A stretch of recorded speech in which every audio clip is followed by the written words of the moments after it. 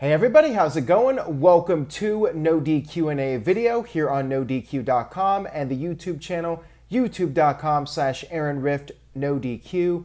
Before I begin, I would like to give a shout out to Adrian, who is once again the reigning and defending NoDQ Super Chat Champion of the world. I would also like to shout out Mike B, who came very close to being the champion, but Adrian sent in a bigger Super Chat at the very last minute. If you would like to be the NoDQ Super Chat Champion for this YouTube premiere, leave the single biggest Super Chat. Whoever does it will be recognized as the NoDQ Super Chat Champion. I appreciate the Super Chats. I appreciate the viewership. Let's go ahead and get started with your questions. This question comes from Steve-O at Too Sweet Cosplay. Hey Aaron, question for NoDQ&A video. When Fox hired CM Punk for WWE Backstage, do you think that their intent was to get him on SmackDown? Also, with Conan saying he asked for a high number to come to AEW, do you think that AEW should have, quote, broke the bank to get CM Punk?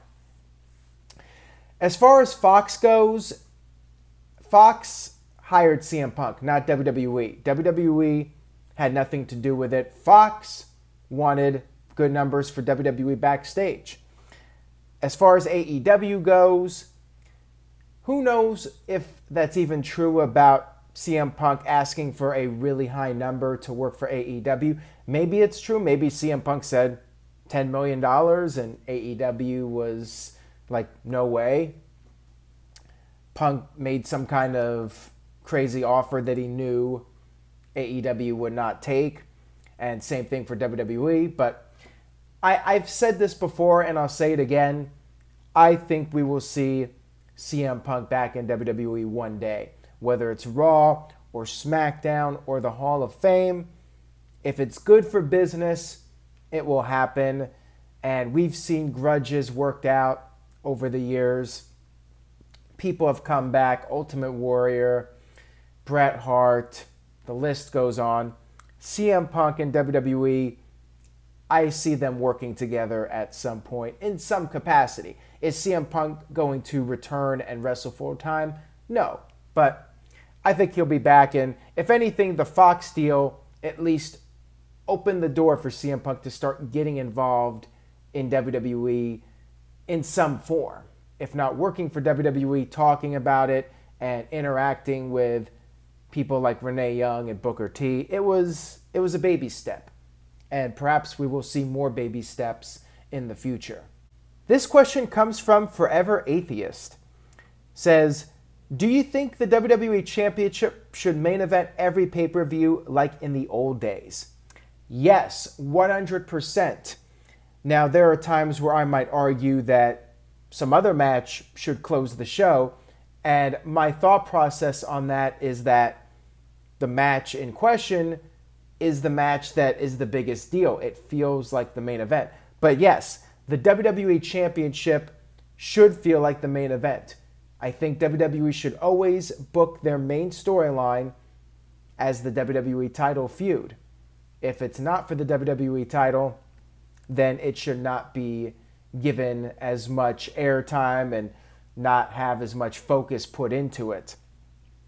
So if you're going to do a big match, then make sure the WWE title is involved and have the top people in WWE title storylines. Do not put Dolph Ziggler in a WWE title match because then it just waters down the title. And some other match on the card is going to be the match that people want to see as the main event because that's the match that they are the most emotionally invested in. So make the WWE title match the match that has the most fan investment and put the biggest people in there and give that storyline the most attention. I have this question from TJS, NoDQ.com/TJS. What was your opinion of the Mordecai character? I thought it was a pretty cool gimmick. We had the dark version already, The Undertaker. If you did enjoy the character, what did you think held it back from succeeding? If you didn't, why not? I did not care much for Mordecai. Now, to be fair, Mordecai only appeared a couple of times in WWE. When I saw it, my first impression was this feels like something out of 1995 WWF. And for those of you that watched WWF back then, you knew that wasn't a very strong period in history. It felt like it was out of place with 2004 when Mordecai debuted. Maybe in a different era, Mordecai would have worked. Maybe if a different person played the character. For whatever reason, I do not think Kevin Thorne really stood out. I liked the vampire character more than Mordecai. So maybe it was a combination of different things. Who knows? But for what it was, the character did not really make a connection with me personally. And perhaps if it had more time to develop, things would have been different. Who knows? This question comes from Eric Cruz.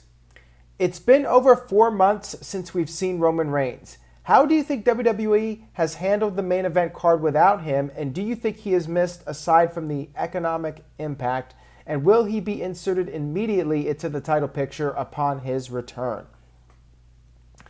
I think WWE has done fine under the circumstances.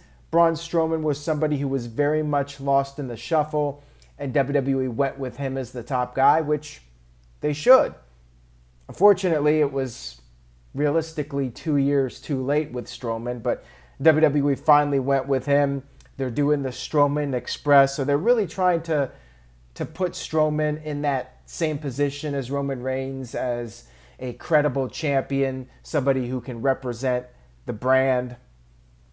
WWE's been doing fine from that aspect of it, and I do think Roman Reigns is missed. Roman Reigns, I know a lot of people do not like the guy, at least the character, but Roman Reigns made a difference. He wasn't at John Cena's level, but he was close. He was somebody that connected with the casual audience. Reigns was a pretty big deal to a lot of people. And yeah, I think when he does come back, he'll be in the main event because there's money there. Roman Reigns is a big star. People take Roman Reigns seriously. WWE booked him so strongly over the years. Roman Reigns coming back, being in a pay-per-view match, that will get people interested. That will get people talking. So yeah, I do expect him back in the title picture. And hey, if I'm running the company and Roman Reigns is ready to come back, yeah, I want him in the marquee match. Going back to earlier, you want your title match to be the focal point, to be the main event. Roman Reigns comes in, he's not in the WWE title match, but that's the match that's going to have people's attention.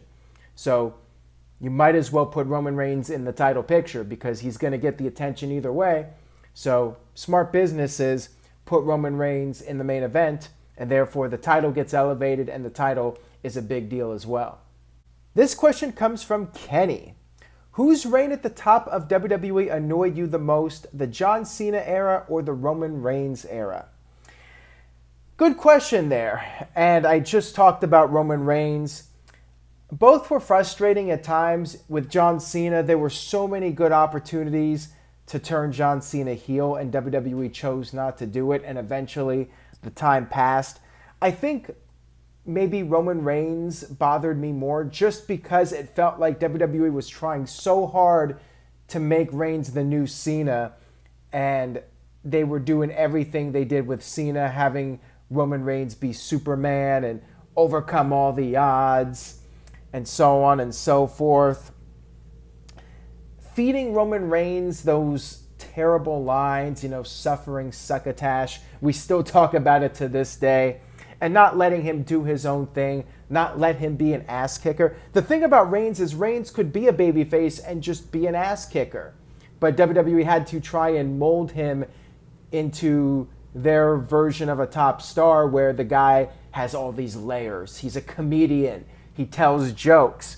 And it just didn't fit for Roman Reigns, in my opinion. And I think that's part of the reason why people turned against him, because they saw right through it. They saw what WWE was doing, just watering the Reigns character down and turning him into this corporate character, even though in the storyline he's anti-authority and all that, when in reality we all see that they're shoving him down everybody's throats and doing this this John Cena character with Roman Reigns. So I would have liked it better if Roman Reigns had just been able to stay an ass kicker, let him cut his own promos, stop trying to give him comedy and all that lame crap. I think it would have been better. That will wrap things up for this edition of No DQ&A video. Thank you guys as always for watching and continuing to support NoDQ.com. Please send me your questions. Twitter.com/AaronRift. Use the hashtag PAIV. I'm very curious to get some interesting questions from you guys and see what you can come up with. So send me a question, send me your feedback, let me know what you think about the videos, and please spread the word. Tell a friend. Take care, everybody. Be safe, stay positive, and I will see you all next time.